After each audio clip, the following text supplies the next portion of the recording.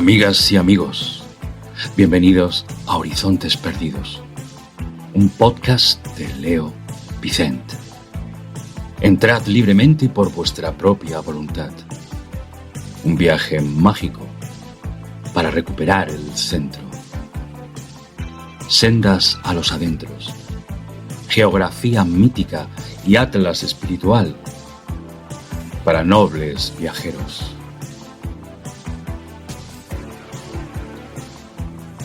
Cuaderno de bitácora para náufragos de la edad del hierro.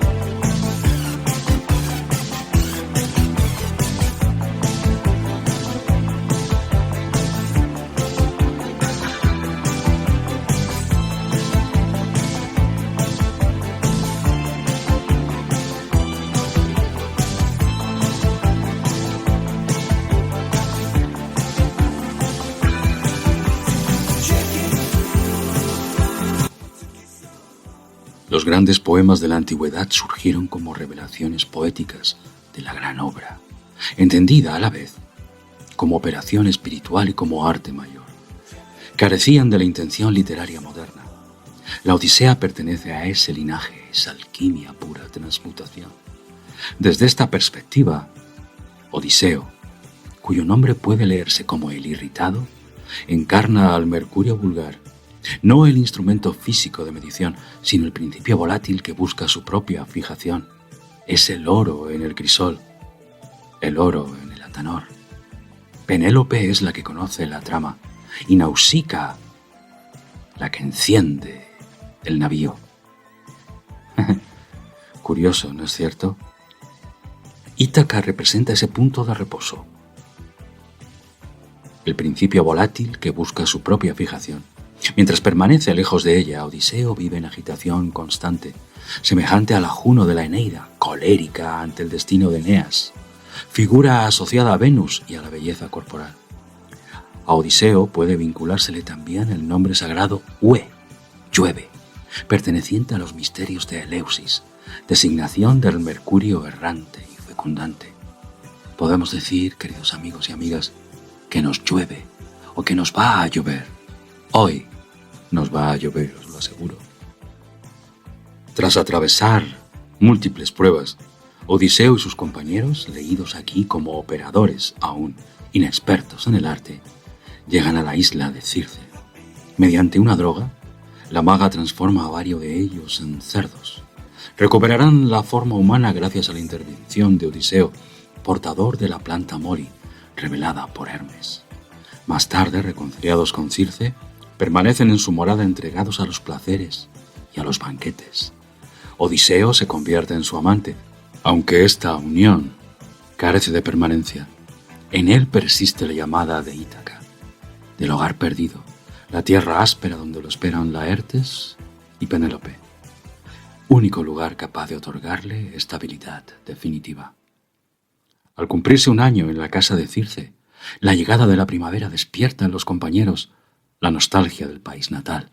La primavera vuelve a la tierra, es un atisbo de la edad de oro perdida. Ulises implora a la diosa que cumpla su promesa y le permita regresar. Circe responde que antes deberá descender a las moradas de Hades y Perséfone para consultar a Tiresias, el adivino tebano, ciego, único entre los muertos, que conserva conciencia y razón por decisión divina. Ante la inquietud de Odiseo, Circe le indica un camino sencillo: hacerse a la mar de noche, alzar el mástil y confiarlo todo al soplo del Boreas del viento. Y este, queridos amigos y amigas, es un viaje que todos, absolutamente todos, este viaje nocturno, debemos más tarde o más temprano realizar.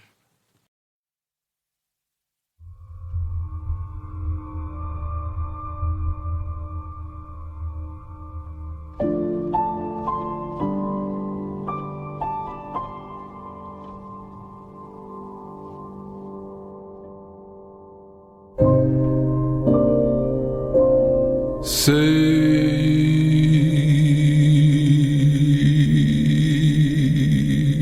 word.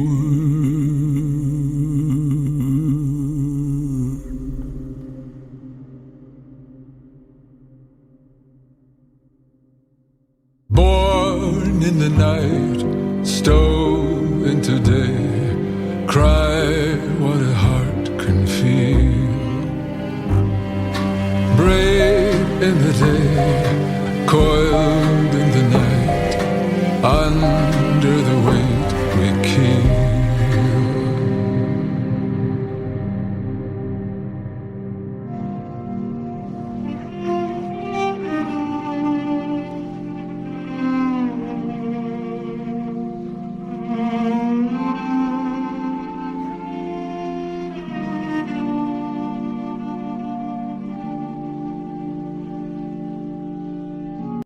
Odiseo parte con su tripulación.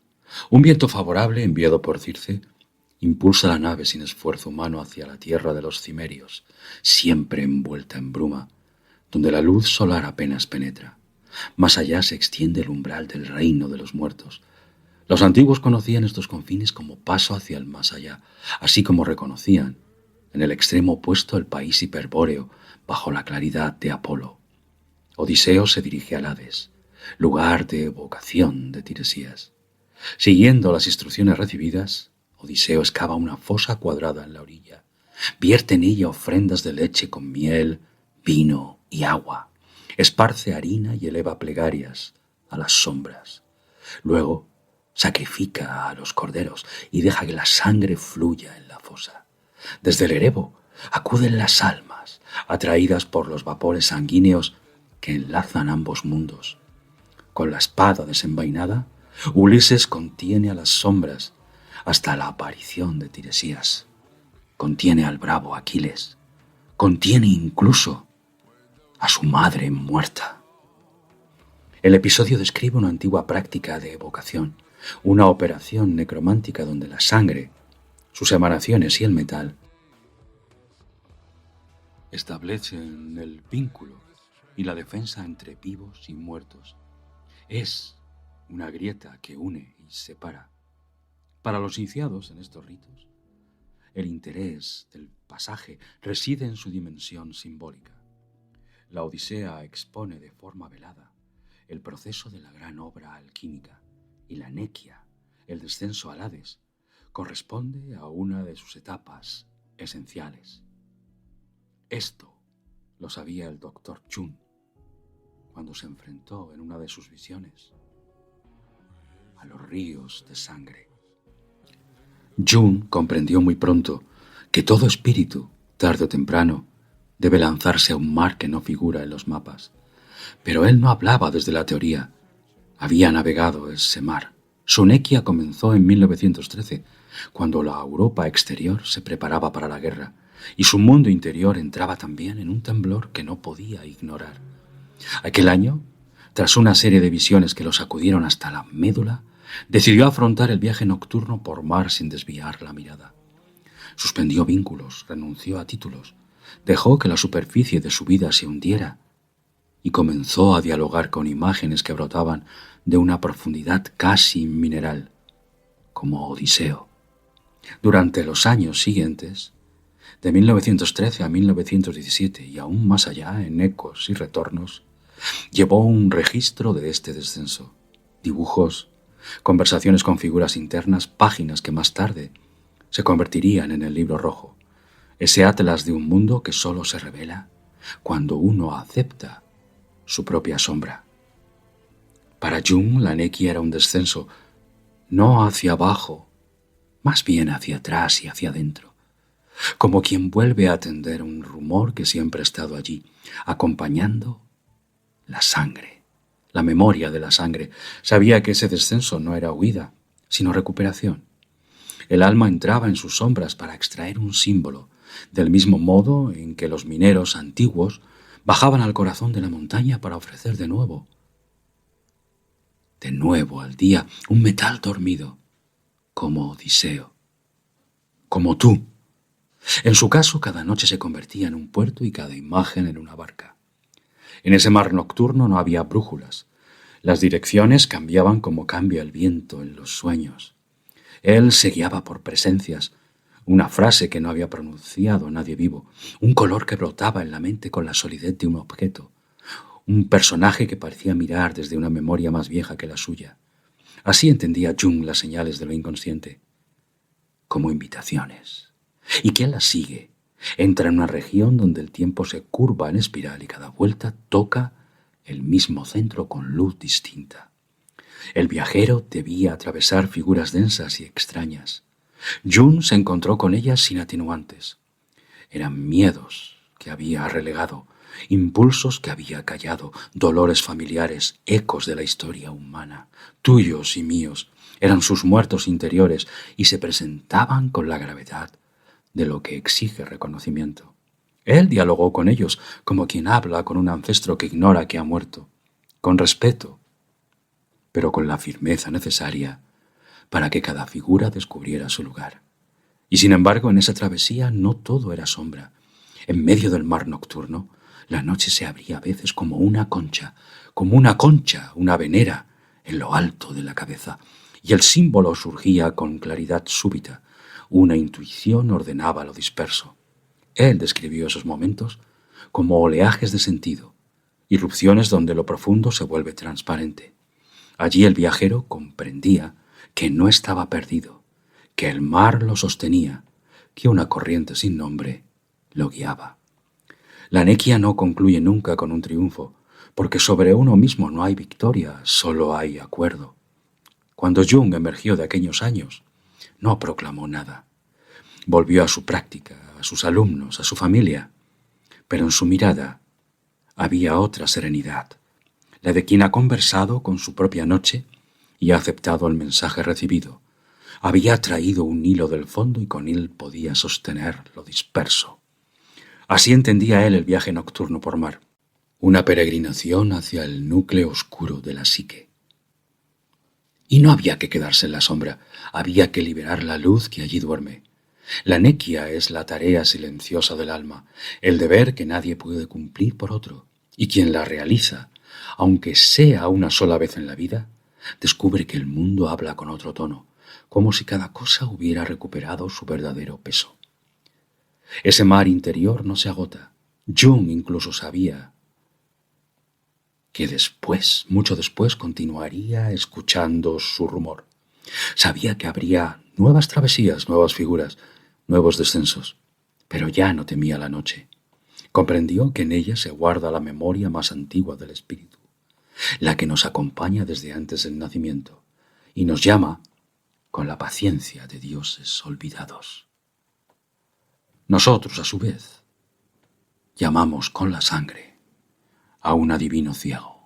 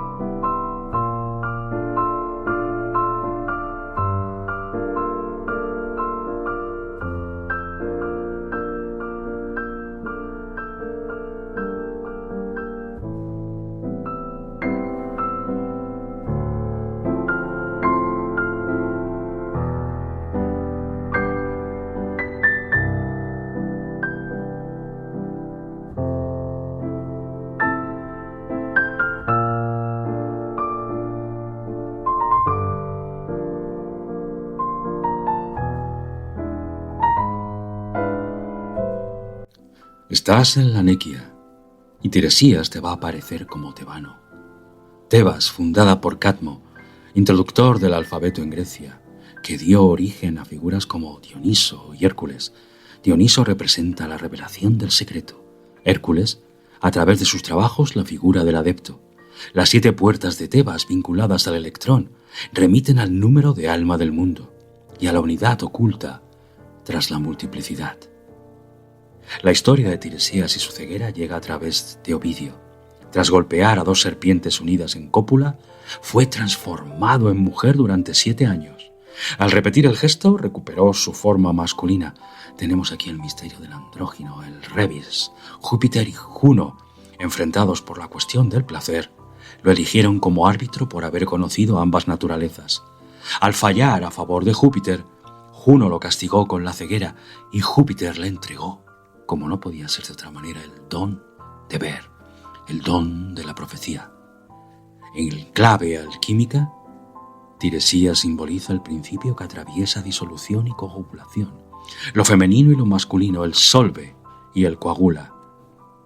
7 señala el cielo, creador del alma del mundo. Las serpientes entrelazadas expresan fuerzas complementarias cuya unión da forma a lo informe. Limitar lo ilimitado, fijar en un cuerpo lo volátil. Esto es la tarea del arte. El bastón con que golpea a las serpientes representa el fuego actuando en el vaso cerrado, primero para disolver y después para fijar. Cadmo, que clava a la serpiente en el árbol con su lanza, es la figura alquímica por excelencia que nos enseña que jamás hay que romper el vaso herméticamente cerrado de Hermes. Hay que dejar que el agua alrededor se caliente y te caliente, y que esto permita que el vapor ascienda a través del cuello del Actanor hasta llegar a lo más alto, dejando abajo la cabeza del muerto, la caput mortis, extrayendo, como solo el arte puede hacer, el alma, separando la carne del hueso, elevando la médula, blanqueándola hasta lo más alto.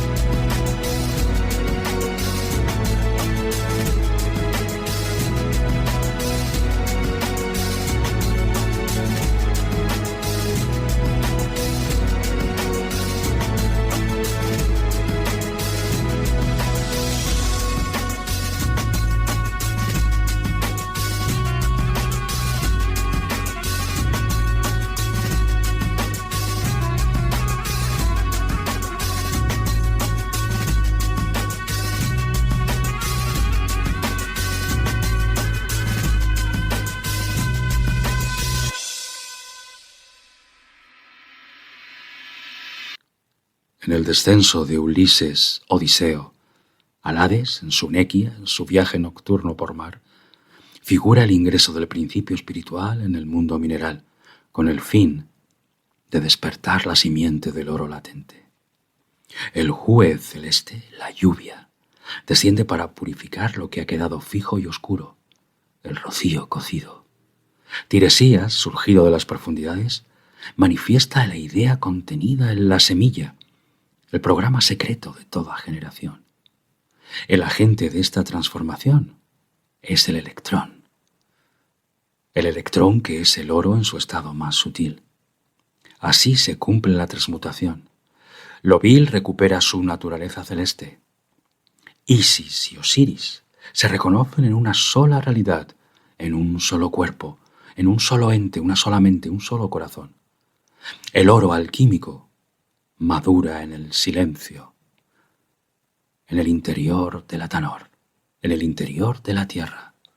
De ti, solo de ti, depende que o bien siga durmiendo durante milenios, o bien que se despierte y abra los ojos como un bebé a la luz del mundo recién formado. Esto es así, y así debe ser. Es un profundo misterio, es un gran secreto. Hasta pronto, queridas amigas y amigos. Nos vemos en el camino.